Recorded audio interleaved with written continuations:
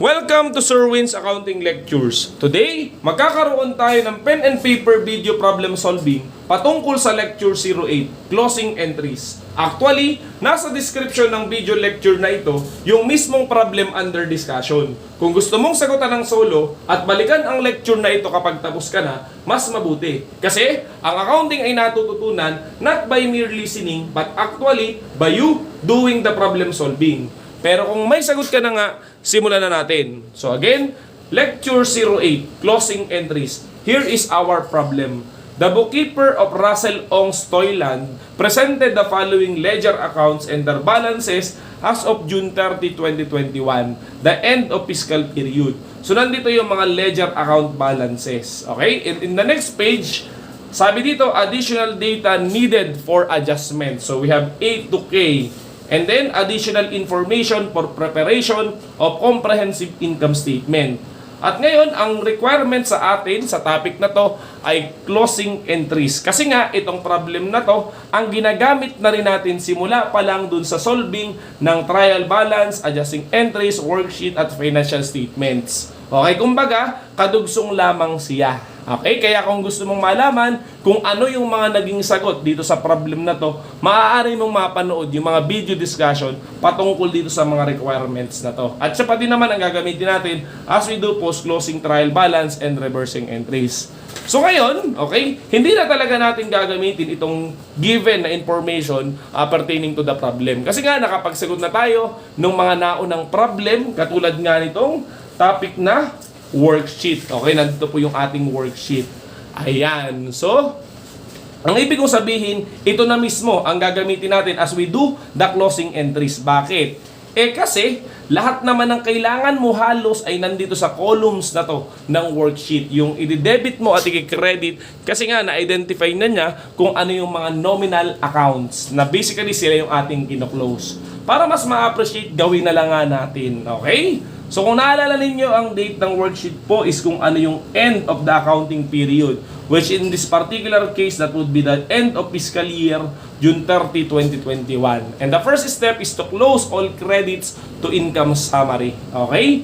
Hindi natin binabanggit that to close all revenues kasi nga meron din namang mga kinikredit na hindi naman revenue na basically kino-close din natin. Okay? So gawin na nga lang natin. So basically, ang simpleng technique po doon ay ang titingnan talaga natin is yung column ng comprehensive income statement, yung credit side. Okay? At mapapansin natin doon na meron ditong unang balance 67,125 but that is pertaining to inventory. Okay? Kailangan pa ba natin gawin yun sa closing entry? Na answer is hindi na. Bakit? Kasi kung naalala nyo doon sa ating theoretical discussion, kapag ka inventory, merong dalawang approach doon para sa ay lumabas. Okay? It's either we use the adjusting entry approach or the closing entry approach. Sa pagkakataong ito, dahil nga ito hindi na bago, itong problem na to, ginawa na natin siya doon sa adjusting entry. Okay? Yung pagpapalabas at pagsasarado ng beginning inventory. Okay? Ito na nga po yun.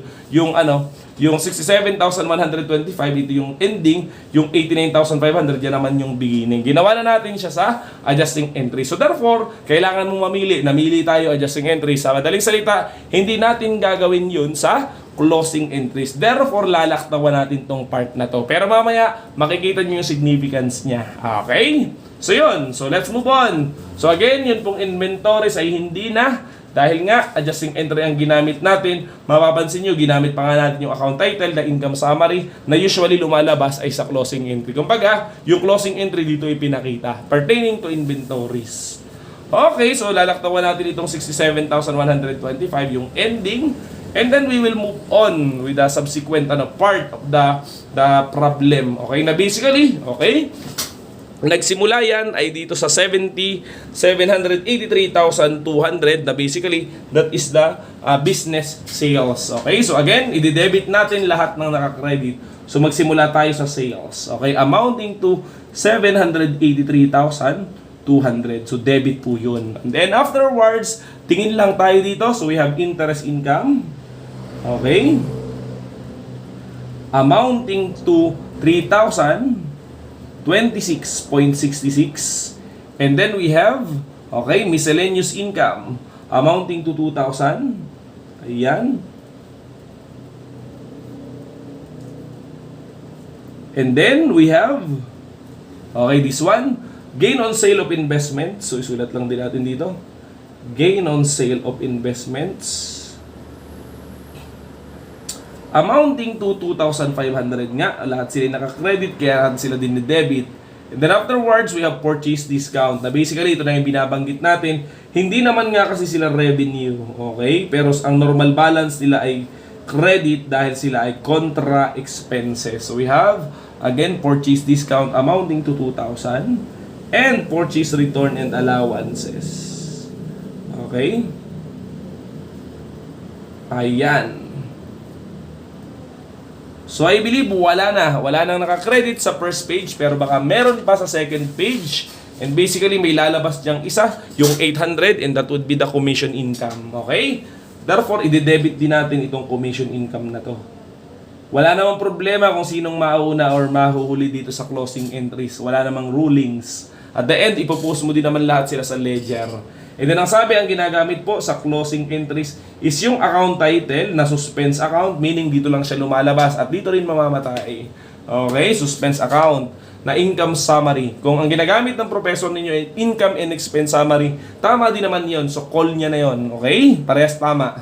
So again, so we total them. So 783,200 plus 3,026.66 plus 2,000 plus 2,500 plus 2,000 plus 3,000 plus 800. Okay, so basically that would be 796,000. Okay, 526.66. Yan yung credit natin sa income summary. What will be our explanation? To close all credits to income summary. Pero ngayon hindi na po natin yung kailangan, so okay na tayo dyan. Ang assumption, maalam na kayo. Okay, now let's move on with the second step, and that is what? To close all debits to income summary. So sa madaling salita, yung mga debits ay i-credits mo sa income summary. So therefore, introhan na natin, pero mamaya natin lalagyan ng amount that the debit here is the income summary account. At i-credit natin lahat ng mga naka-debit. Okay? At magsimula ulit tayo dito. Ayan. So una, sa comprehensive income statement, mapapansin natin na may naka-debit na 89,500. Yan na nga yung patungkol dun sa inventory na pag-usapan na nga kanina, at meron pa siyang theoretical discussion dun sa isa nating video lecture. Okay, so ang pinili natin ay adjusting entry approach, hindi closing entries. That's why hindi yan lalabas dito. Hindi natin siya i-credit. Okay, so ang ibig kong sabihin, diretso tayo dito sa iba pa na naka-debit dito at sila ang mga maiki-credit sa closing entries. And the first one would be, I believe, is the sales discount account. Okay, so therefore, isulat na po natin siya dito. So we credit, okay, sales discount. Okay, amounting to, ayan na, 2,880. So 2,880. And then afterwards, we have sales return and allowances. Okay? Sales return and allowances. Amounting to 5,020. Okay? Kinikredit na po natin sila kasi sila yung naka-debit. And then we have purchases here. Okay? Purchases, 242,000. And then we have, okay, freight in, 6,000. Ayan, so ganun lang ito kasimple. Lahat lang ng naka-debit, kini-credit. And then we have advertising expense. Okay? Advertising expense also amounting to 6,000. Okay? And then afterwards, we have rent expense. Ayan. Amounting to, okay, 96,800. So tama ba tayo? 96,800. Then after, we have water expense. Okay? Amounting to 2,500. Okay? And then we have representation expense. Ipakita natin na mas maliwanag. Okay? Amounting to, okay, 2,000. And then we have taxes expense, 12,000. Okay? And then, Electricity expense, 42,400. Ganito lang talaga kasimple ang closing entries. Okay, alam nyo na ang ginagawa at kasunod na mangyayari. Sales salaries expense, 60,550. Okay? Pero kailangan pa din nating ipakita just to complete the problem. Okay, 60,550. And then we have office salaries expense, 33,044. Okay? So ganun talaga, kung marami yung ibinigay, marami po tayong i-close. At least hindi tayo nagpapakita ng simpleng problem lang ngayon. Ayan, next we have freight out, 1,500. So lagyan natin dito, freight out. 1,500. And then afterwards, we have communication expense, 700. Communication. Okay? Amounting to 700. Then after, we have PhilHealth premiums expense. Okay, 1,200. PhilHealth premiums expense, 1,200. Credit pa rin yan at nakadebit sila. And then we have Pag-ibig. Okay? SSS premiums expense, 6,424. SSS premiums expense, 6,424. And then Pag-ibig premiums expense, 2,400. Okay, Pag-ibig premiums expense, 2,400. And then after we have, okay, interest expense, 24,900. Credit pa rin yung mga yan. Interest expense, okay, 24,900. And then after, tapos na yun sa first page, pupunta na tayo sa second page niya. Okay? At magsisimula yun sa bank service charge. Okay? So, i-debit din natin bank service charge. I-credit din natin bank service charge. Okay? Naka-credit din siya, 1,750. And then after, we have loss on fire, 14,000. Okay? Loss on fire. And again, 14,000. And then afterwards, we have loss on flood. Okay? Loss on flood. Amounting to 3,000. Okay? And then afterwards, dito na tayo sa mga dinagdag natin. We have bad debts expense, 1,600. Okay? Bad debts expense, 1,600. And then afterwards, we have depreciation expense, store furnitures and fixtures. Okay? That is 4,200. Tama ba? Sorry. Insurance expense muna. 4,200. Okay? And then we have depreciation, store furnitures and fixtures. Okay? 2,400. Yeah, malapit nang mapuno yung ating papel. Store, furniture, and fixtures. Okay, again, 2,400. Ayan na. And then we have depreciation expense. Office furniture and fixtures, 3,000.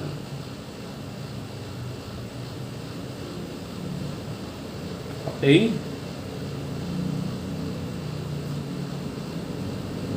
And we have depreciation expense building, 67,500. Okay, sulat pa din natin dito. Parang sakto tayo, no? Depreciation expense building, 67,500. Okay? Tapos na po yung mga naka-debit sa worksheet na ating credit. Pero sa pagkakataong ito, kung naalala ninyo, nung nagsagot tayo ng income statement, meron tayong tax. So, kaya ang ibig kong sabihin, nandito ulit yung ating income statement. At meron po tayong ipinakita na income tax expense na basically ikino-close din siya dahil siya ay nominal account. Okay? Hindi nga lang siya lumalabas dun sa worksheet kasi natural, huli siyang ipinakita sa solution. Okay? So, ibig sabihin, tapos na yung worksheet nang gawan mo ito ng journal entry, debit income tax expense, and credit income tax payable. Dahil may lumabas na expense at ginagawa mo yung closing entry, kailangan mo rin siyang i-close yung expense related to that. Okay? Nga lang, puno na yung ating papel. So, okay lang baga. Kunwari, kasya pa, dito na lang natin isulat para hindi siya mawala. So, therefore, we are going to credit that dahil debit ang normal balance din niya, kino-close natin. So, credit income tax expense, okay? Amounting to 38,408.30. Okay, so I believe lahat ng dapat i-credit ay nagawa na natin. Lalagyan na lang natin ng amount, yung income summary po dyan. Okay? Now we have to solve. Okay? So 2,880 plus 5,020 plus 242,000 plus 6,000 plus 6,000. Okay? Plus 96,800. Okay? Plus 2,500 plus 2,000 plus 12,000. Okay? Plus 42,400 plus 60,550 plus 33,400. Okay, plus 1,500 plus 700 plus 1,200, baka pumapuno, equal na muna natin, plus 6,424 plus 2,400 plus 24,900 plus 1,750 plus 14,000 plus 3,000 plus 1,600 plus 4,200, okay, plus, okay, 2,400 plus 3,000 plus 67,500 plus 38,408.30. So basically, yan lahat ang i-credit natin at siya ang pupunta sa ating income summary account. So 684,000, okay, 532.30. Kailangan dalawang decimal dahil nga pera. Okay?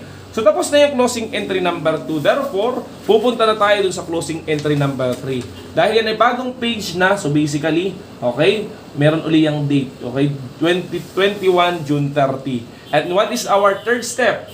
To close the income summary account to capital account. Okay? So, ibig sabihin, aalamin natin magkano ba yung balanse ng ating income summary account. Na basically, ang sabi, kung ano yung ating net income after tax in this particular problem, yun dapat ang maging balance ng income summary account sa pangatlong entry. Okay? So, sa madaling salita, meron pa rin paraan ng pag-check kung tama pa ang nauna mong ginawa, yung entry number 1 and entry number 2. Okay, gawin na lang po natin. Okay? So, ganito ang ating usapan. Ang credit ang naka-positive, ang debit ang naka-negative. So, 796,526.66 positive kasi naka-credit. Ima-minus natin itong income summary na naka-debit. So, 684,000. Okay? 532.30. Okay? Pag tiningnan mo siya, ayan, iba ang lumabas.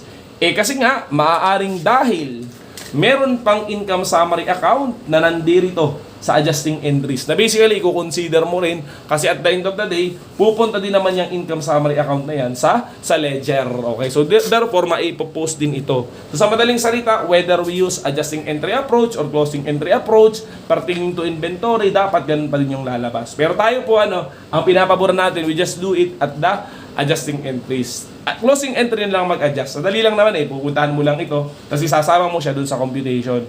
So again, kung sakaling naka-debit, we have to deduct. So therefore, deduct 89,500, yun ang usapan natin. At kung naka-credit, naka-add. So add 67,125. At kung sakaling iba pa ang lalabas dyan, ibig sabihin may error tayo, hahanapin natin. Pero sa ngayon, tingnan muna natin. Okay, that would be, okay, 89,619.36, parehas naman. So sa madaling salita, wala tayong naging problema sa closing entry. Okay, so we can do closing entry number 3. And basically, naka-credit siya kasi napansin nyo siya naka-positive. So sa madaling salita, again, isa pa, i-debit natin yung income summary account. Okay? So debit income summary amounting to 89,619.36. At ang sabi, it will be close to capital account. Na basically, that is the own capital. Okay, na kung naalala ninyo, ito din nga talaga yung lumalabas doon naman sa changes in equity. Ito yun. Yung third closing entries. Kasi nga, ang ginamit is yung capital. So, credit own capital amounting to 89,619.36. 0.36. Okay, explanation, to close the income summary account to capital. Okay? And our last closing entry is to close the drawing account to capital. Na basically, ang drawing ay naka-debit, therefore, i-credit natin siya. Kaya ang naka-debit sa pagkakataong ito, edi syempre, yun pa rin on capital kasi nga, dun siya i-close. Na basically, ang drawing, kahit dito mo rin tingnan, 30,000. Kung ayaw mo dun sa worksheet, makikita mo dun 30,000. Okay? So yun, so 30,000 po siya. And then credit what? Okay? On withdrawal. So by the way, ano nga pala yung ginamit pati para consistent po tayo? Ayan, so pakita na din natin kung withdrawals or drawings. Kasi mas maganda, iisang account title talaga ang pinakang ginagamit. So sabi dito, on withdrawals. Nandito po yung account title. So therefore, sumunod lang tayo. Okay? Amounting to 30,000. Yung binabanggit natin, yung third and fourth closing entries, yun yung nakikita dun sa statement of changes in owner's equity. Explanation, to close, withdrawals to capital. Pero hindi na nga natin gagawin yun. So okay, so I believe, okay, nagawa na po natin ang 4 na closing entries. So tapos na po tayo dito sa topic na to. So yun lamang at maraming salamat.